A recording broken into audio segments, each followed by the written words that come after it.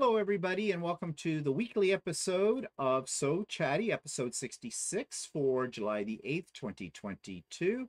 And it's all about feet today. And I'm not talking about the ones that are attached to our ankles. I'm talking about the ones you attach to the ankle of your sewing machine. Someone had requested at some point in time what feet were our go-to. And so we thought we'd talk about it. And since we both do different types of sewing, we use different types of feet. But before we get into that, let's talk about projects. Walter, got any projects? I'm still working on my shorts. The linen shorts? Yeah.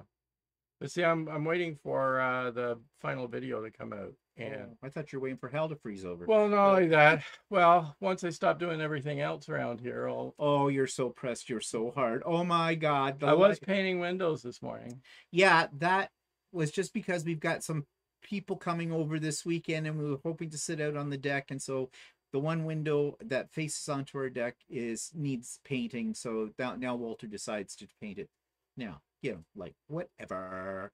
So I need to be motivated to do it. Yeah, I don't know, maybe how about a hot cattle prod? That might do it. Here, whatever. But I don't want anybody to think that I was nagging him and saying, you gotta get out there and paint that window. No, you said last week, do you think you could get it painted before next week? I never said that. Did. No, you brought it up. No, you said that you were going to paint it. So, well, do you think you get it next? Yeah. I did not. Oh, it's always about me. It always sort of. Never mind. Okay. No extra charge for the domestic that's going on here. So anyways, yeah, Walter's been busy doing a little painting.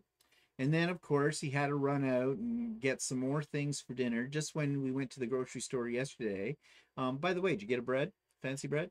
No, no, we decided to have that. I was going to try and make that bread. I keep forgetting. Yeah, that and the pie. Weren't you going to make a pie? Yeah, well, I made the dough last night, but I was going to make an apple pie, but I also bought some strawberries today, so I might make an open-faced strawberry pie. An open face. Okay. Will this be a deep dish? No, it's like when I've made them before in the past, but I haven't made one for a while. You missed the point. Every time you make a fruit pie, except for an apple, you always end up saying, it won't be a cooked strawberry pie. Oh, you're what? You're gonna mix it with Jell-O? Yeah, I make that jelly stuff and put, yeah. Okay. Whatever. Yeah. Okay. Not to worry. Never mind. All right. Well, so you've basically been just too busy being the hostess most the mostest, the domestic goddess kind of a thing, so you haven't got around to doing anything else. Well, I have. So I'm going to show what I've done. I know what's important to be done around the house, and it usually involves sewing. So I will show you here. I made 6 Christmas table runners. 4 of them are the same pattern. No, 3 of them are the same pattern, just laid out. No, 4 of them the same pattern, but just laid out differently to give you a different effect. And the 2 at the very top, one is something called Twisted Pole.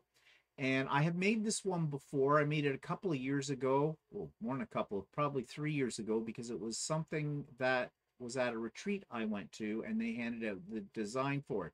And it's a pretty easy pattern to do, but you get this neat optical illusion effect, especially if you pick fabrics that are in high contrast to each other. That looks like, the red things that you see at the top are going around. That's a green pole. It doesn't show up in the picture very well. And then the one at the very top is just flying geese in different sizes, but you make these Christmas trees. And I think that was a free quilt pattern from allpeoplequilt.com that I've had laying around for quite a while. Anyways, I did those, got them all on Lucy. I did them all on Lucy all in one fell swoop. And so those are done. And then I'm working on this one. This is a bitch because there's a lot of little pieces. This is the one where you use the little twister template. And I've shown that before on the Idiot Quilter. I just have to add borders to it now. But there's about 200 little pieces in there. 2 1/4 inch squares, but there's a process. And in fact, I'm making a video about the process if you've never seen this before.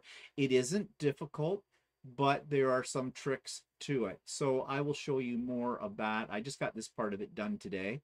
Now I'm adding borders, and then I'll layer it, put it on Lucy, and then I'll bind it, and I'll show you that later. But I am making a video about the process for making this, so that'll be an Idiot Quilter demonstration.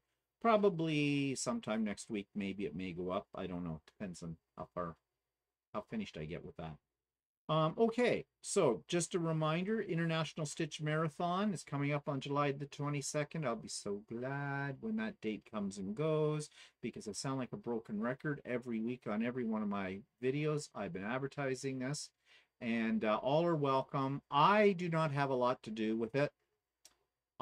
This is not one of my retreats, so it'll be a little different format and things like that, but it's a Zoom, and the link to and the password, you have to have a password for this Zoom. I suggested we not use a password, but apparently that fell on deaf ears, so for whatever reason. But like I said, I am not the head person of this, although they have assigned me some other little duties. And well, anyways, okay, so that's July the 22nd, which is a Friday, by the way, not a weekend. And we did craft and chat this week, and we had a good turnout for it, I thought. And everybody seemed to be happy working on their various projects. And I'm trying to think if anything outstanding came out of that. That usually I learn something. I don't think I learned anything new this last one, but there was lots of interesting conversation, lots of interesting projects to look at as well. So that was good. And I am thinking, advance warning, you know, I usually only give you a firm 24-hour before notice about a pop-up sew day. I am thinking about that for July the 16th, Saturday, July the 16th, which would be a week from tomorrow, this Saturday coming. This is July the 8th, so tomorrow's July the 9th, so it'd be July the 16th. Maybe. Just watch this space for a special announcement if I go with it or not. I mean, you do these kind of things, and you know, in the summertime, if the weather's really nice, I don't know how many people want to be sewing on a nice weekend day, but we'll see. Actually, I'm hoping for rain that day.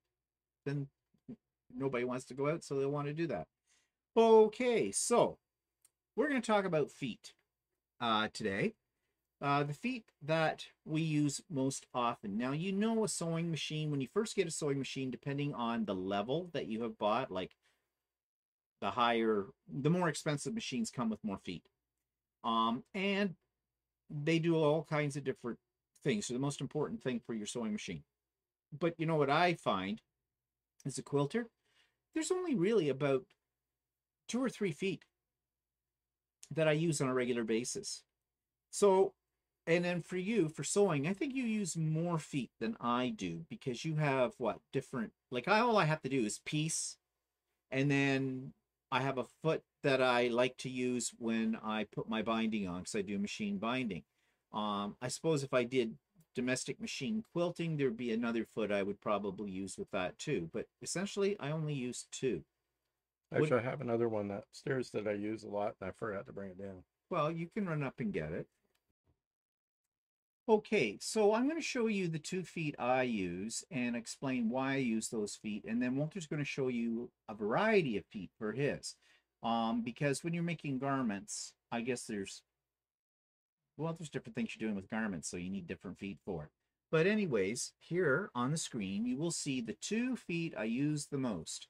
The one on the left is is a 1/4 inch foot for making accurate 1/4 inch seam allowances, because as quilters, you know, that's what we'd use all the time. Now, I used to use one that had an edge guide on it, and I had a lot of problems with that, which I didn't know I was having problems. But my blocks never came out the size that the pattern said they should come out to be. They were always off by about 1/8 of an inch all the way around or so. Then I discovered, with the help of a few other people, that possibly the problem was because I was using the edge guide. Because, long story short, because I discussed this before on an Idiot Quilter episode, so you can't see where your fabric is when you get it right under the needle, and sometimes the edge guide, your fabric kind of bends or folds up against it a little bit, and just that little bit will put your measurements out completely. So I went to this foot that came with my computer. You'll notice the temp or the foot plate says HP on it, stands for high performance. This is something that Janome has. It is part of their high performance system, and this foot goes with that. So automatically, when I put that plate in, electronically it's read by the machine, by the computer in the machine, and it sets up everything on my console so that it's exactly where it's supposed to be. And since I've been using this foot for piecing, my pieces have come out absolutely accurate. So I've abandoned that edge guide one. I mean, I think the edge guide one is good for some other things, but not for piecing.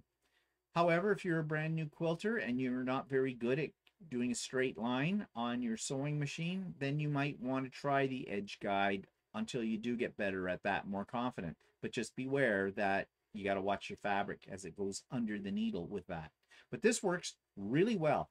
And the beauty of this foot too is when I was doing, say, half square triangles and you have to sew a 1/4 inch seam allowance on either side of a line you draw down the diagonals, or when you're doing binding and you want to do it on the biased, and again you have to sew along the drawn line. Well, if you had the edge guide in, you couldn't do that. You'd have to flip it out and put in another foot where you didn't have a guide. So that eats up time. With this, I don't have to flip it around. I can, okay, I need to do that now. Great. It's on here already. Now, the other foot you see on the right-hand side is a walking foot. It's part of the AccuFeed system on a Janome. And essentially, the AccuFeed system has feed dogs in your machine, plus another extra set of feed dogs built in to this little device, this walking foot. So it pulls your fabric, like your sandwich for a quilt sandwich, or if you've got fairly thick fabric, a couple of pieces of it, it'll pull it through your machine evenly. And I've got the attachment on it that's called the SD attachment, which is stitch in the ditch attachment. Now, you could use that to stitch in the ditch when you're quilting something. But what I use that for is for fastening my binding, because I do machine binding on my quilts. So when I start on the back of my quilt, I put the folded piece of binding raw edges along the edge of the raw edge of the quilt, and I use the foot on the left to sew that down 1/4 inch away from the edge. But when I flip the quilt over and I'm going to stitch down the binding on that side, you want to be as close as you can possibly get to the fold in the fabric. Otherwise, you're going to get a little floppy in there.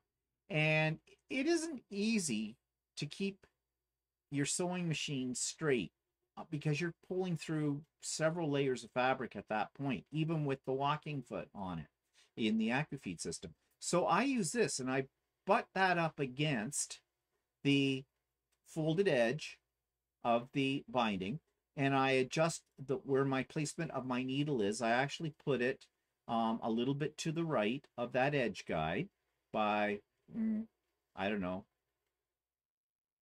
0.2. An eighth of an inch? Yeah, probably about 1/8 of an inch, yeah, I guess. I was going to say 0.2 of a millimeter, but whatever. And it's easy then when you're going down along the edge. You get a nice straight stitch and your binding stays where it's supposed to be. You don't have the little floppies that can come up with it. And that's the only feed I use primarily. Now, I might use some other feed if I was doing different projects like bags or something like that. I'd use my zipper foot and that. But for quilting, this is pretty much it. So, mine are easy. What about yours, Walter? You have a real variety. Mine are kind of easy as well, but I do have 3 regular feet. If I'm just sewing cotton or any fabric that doesn't really stretch, I use my regular, what my F foot is called for Janome. It has a little red dot in the center that shows me the needle positions in the center. And you can use that red dot as your guide to sew in the center position. If I put my fabric to the edge of the foot, which would be this edge, right? And my needle's in the center position, then it's going to give me 3/8 of an inch seam. So I know that if I'm sewing clothes that require a 3/8 inch seam, then I will butt it up to the end of that, this foot. I get that. Of course, I can't do that when I have 5/8 inch seam, but Well, I did not know that. I have the F foot too, and I have used the F foot before I went to my HP foot that I was talking about.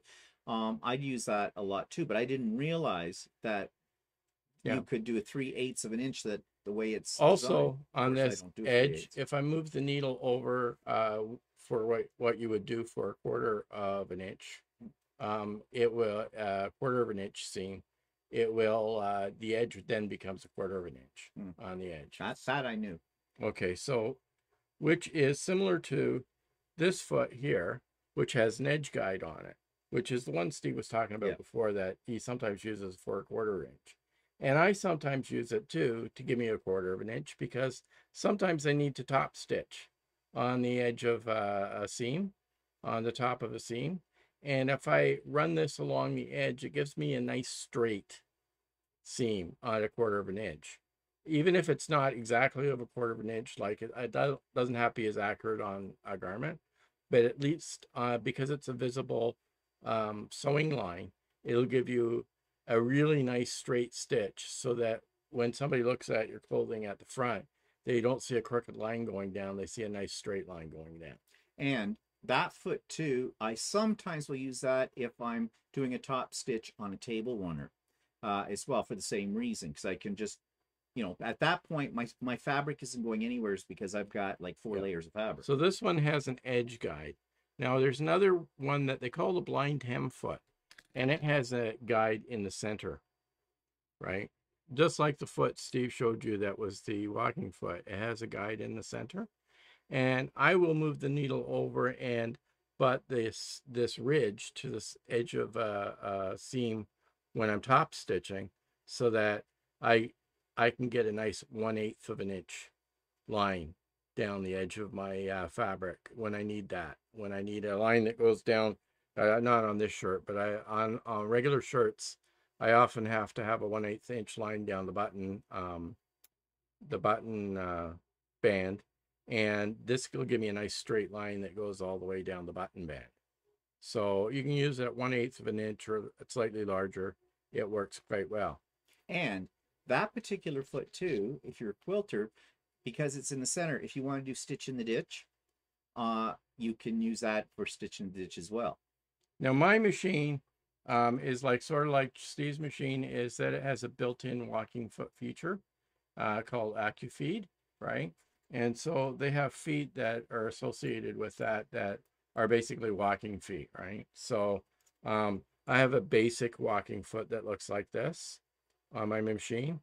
And the top, if you see, the top moves up and down, and it gives you basically a feed dog at the top of your fabric, as well as the regular feed dogs that are on the bottom of your fabric when you feed it through. I use this a lot actually when I am working with knit fabrics, when I'm working with fleece or jersey or terry type fabrics that stretch. And what happens is that both sides of your fabric stretch at the same time, so you don't end up having one piece of fabric stretch more than the other one. No, well, at least it minimizes that. So that would, if it does that, that would make a pucker, right? Yeah, well, you'll also might have like the top fabric become short, the bottom fabric becomes long. So that's what I use on, and I also have another varied one. If I don't want this big wide foot going down someplace, I have another specialty walking foot that is like the what do you call that foot up there, the HP foot that you use. Oh yeah, the quarter. Yeah, and it has a walking foot feature too, so if I need a narrower edge, I will use this one. And with this particular walking foot, this metal part at the bottom is interchangeable, so I can remove it. So I have a separate one, and then associated with that foot, I have the same thing. I have a one with an edge guide that will help me get a quarter inch on the side when I'm doing top stitching. And I have another one with an edge guide in the center, which will help me get 1/8 of an inch on the edge when I'm doing top stitching. Now, something that's important to understand about if you have a Janome, some people think, like I showed you the my stitch in the ditch one on the AccuFeed on the walking foot, and Walter's showing you that's the same foot, that his machine takes the same system as well. But he showed you that they're interchangeable. You don't have to buy a walking foot for each one of these. If you want the one with the edge guide, because they have one with an edge guide on it, they have an open toe one, they have the stitch in the ditch one as well. Those pieces, you don't have to buy a whole unit. Once you have the one unit, which comes with probably the open toe, and it may come with the edge guide, I'm not sure. The stitch in the ditch I bought separately for it. So it's not as expensive as, you know, if you had to buy all three separate feet. I hope that made sense. I don't know. Yeah, see, like this is the 1 foot, and these are the two interchangeable feet. And it's very easy on the Janome because you just pull it off, and it becomes 2 separate pieces. And then you can just take a different one and push that one back on, and you've got another foot then. Yeah, so it's a very good system. Yeah, actually, it's very nice to have that. And even the one that I've got here, that's a narrower one, I have an attachment for it that I can use as a zipper foot. So I have a walking zipper foot. Yes, I have a walking zipper foot too. And that comes in handy sometimes too. Now, a lot of these are extra feet. Like the walking zipper foot is a separate piece that you have to purchase separately. It doesn't automatically come with the machine. And again, the higher end machines come with more feet with them as well. So actually, it is to me, it's worthwhile having that AccuFeed system when you're buying a sewing machine. Now, that's only on the Janome system. Now, before the Bernina people start to slaughter me on this, Bernina has something similar to this. I don't know what they call theirs, but it's works on us in the similar way as each manufacturer has its own version of a walking feet. It's not like you can buy a lower end machine and still have a walking foot and still get various walking feet for that, but they're all usually separate items. So, and they don't necessarily, lower end machines, you can get a walking foot for them, and they basically rest on the needle screw that tightens up the needle in your machine, and that's how they work. These have a hook system, as Walter already showed you, that goes into the back of the machine. There's a spot for it, and because it has the top feed dogs, that little thing makes the top feed dogs. Yeah, this actually attaches into the back of the machine, and it has a separate mechanism for a walking foot. However, you can buy walking feet for any domestic machine that will attach to your screw to hold your foot on. Yeah. And I don't know if you can get as many options as what this system has, but you can just get a general walking foot and use it for, let's stretch fabrics or something like that. If you do not have a walking foot, I strongly suggest, no matter what brand of machine you're using or what level of machine, you invest in a walking foot. It'll make your life so much easier on so many projects. If you're making bags, anything with thick fabrics, a walking foot, no matter what the design of it, will really help with that. And as Walter said, it's great for stretchy fabrics as well. So it is worth the investment for a walking foot. And the lower end machines don't usually come with it. You have to buy that separately for your brand of machine. So now, just today, there is a walking foot that I'm trying to get my hand, or not a walking foot, a new foot that the Janome just came out with. It's called the BL foot, a bi-level foot. Now, what they're toting this will make sewing your binding on a quilt a lot easier because it has a ridge underneath it. And you know what I was talking about? The fold when it's on the top of your quilt.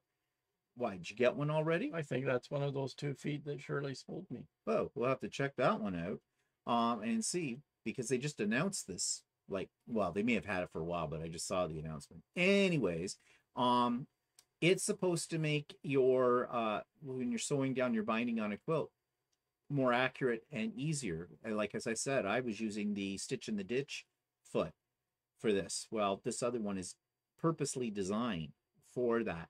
So I want to get my hands on it, but I'll have to check out what he's got. I mean, you probably just use mine because I probably won't use it very often. Well, I'll have to see if that really is what it is or not. But let you know. So, anyways, a long time ago on So Chatty, we did a whole rundown about different feet and things like that. And there's a foot for every occasion. So, you might want to, if you've never explored what feet you have in your arsenal, you might want to check it out, look in your manual, because they usually describe the foot. And then if you don't get enough of a detailed description in your manual, just go to YouTube, put in the foot, say, what's this foot do? And you'll find it with it. So, yeah, it's pretty amazing how often I change feet, like for different things that I'm doing. yeah. And the more you sew, the more you get used to, okay, I kind of want to use this foot instead of the other one. But we thought we'd show you the ones that we use the most often. They're your go-to feet for us, for what we sew. Anyway, so that's that for today. Thank you to whoever suggested that as a topic. So we've done that, and we're always looking for more topics. So if you've got some ideas, let us know, and we'll be happy to look into it and see what we can come up for an explanation or for whatever it is that you want to find out more about. Okay, well, that's probably kind of a short So Chatty today, but that's okay. Because the weather's nice outside and people probably don't want to be sitting indoors watching this. Well, it's not live anyway, so I guess you can watch anytime you want to. Okay, so anything else you want to say? No. No? All right. So that's us for today. Thanks for joining us, and we'll see you next week on another episode of So Chatty. Say goodbye, Walter. Goodbye.